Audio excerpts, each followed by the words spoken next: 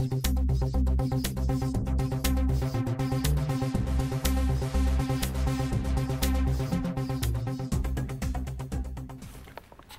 is the Iron Monger Build-A-Figure. He is part of the Iron Man Marvel Legends wave of action figures. You had to get all 6 figures to build him. And it is just a really well-made figure. One of Hasbro's best Build-A-Figures and one of their best figures that they've designed ever in the Marvel Legends scale. It's that good. Just to compare it, you can see the size difference. This is the Iron Man Mark 42 armor. And this is the Iron Patriot next to him. And you can just see the difference.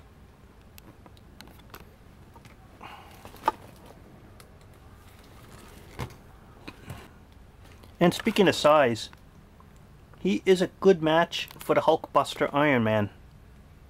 Check that out. In terms of a matchup, the Hulkbuster might be just a slight bit, I don't know, bigger, maybe. But it is so close that these two could definitely fight it out in the arena.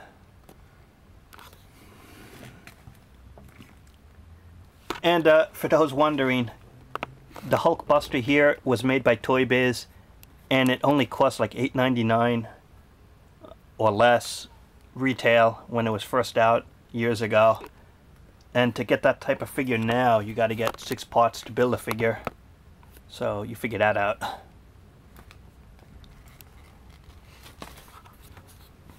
One design thing that stands out in a way that stands out badly because it doesn't translate to today's world is why the antenna.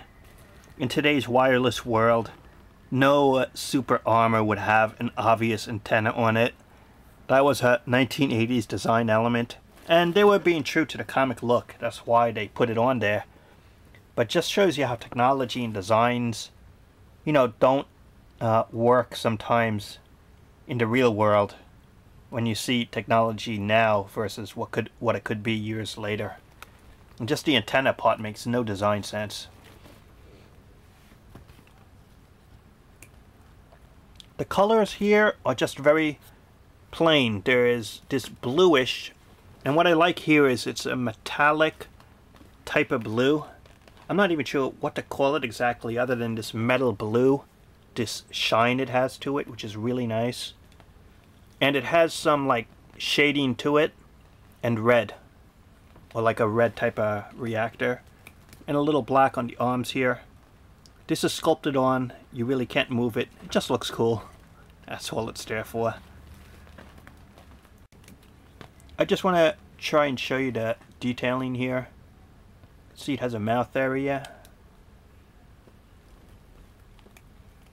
And just the design, it's all new to sculpt here. You can check out the arm detailing. I like that they use closed fists. It just works for this type of character. This is all sculpting here. Look at that.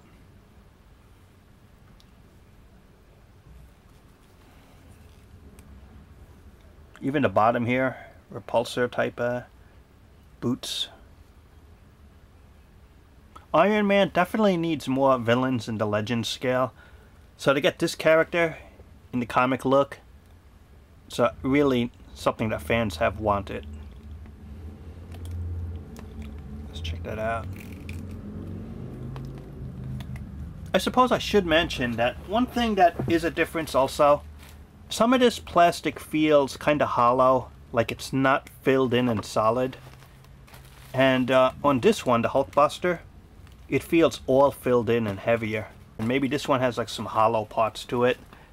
So even then, maybe Hasbro has been, I don't know, maybe a little corner cutting or not. Or maybe also mention it because maybe if it's hollow plastic, it could get weak years later. Just saying, might be possible. That's really nice. Check out the articulation here of the helmet. There's like a neck piece here, but if you go all the way down, covers the mouth. just about. And it does have some nice articulation despite that neck piece. I didn't think it would have much articulation here, but it's a pretty good range.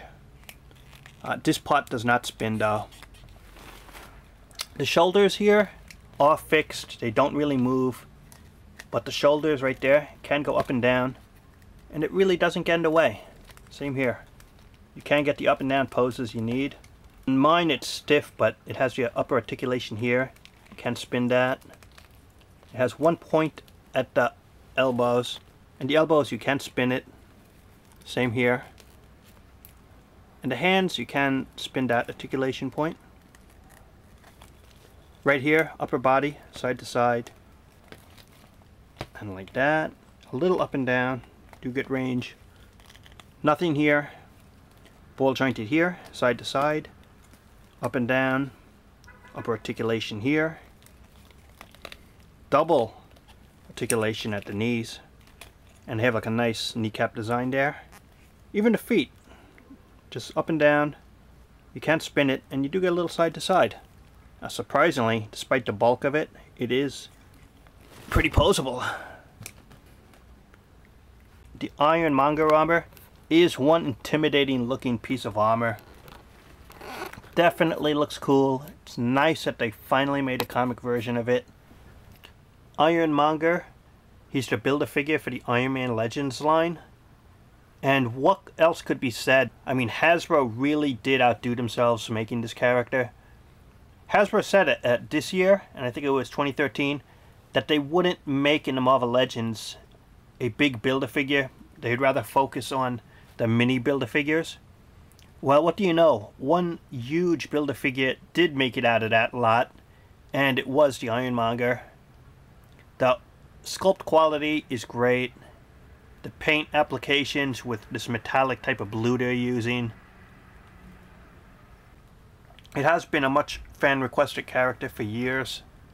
And they really did do an outstanding job on this figure, Hasbro. And you got to give credit where it's due. And they deserve credit here for making a really outstanding figure. And it takes 6 parts to build. But I would say most of those figures, 5 of the 6 of them, are definitely worth getting. So if you get those 6 figures, this character is technically free. And just looks fantastic. Highly recommend picking this guy up if you're a Marvel Legends collector and you follow that line.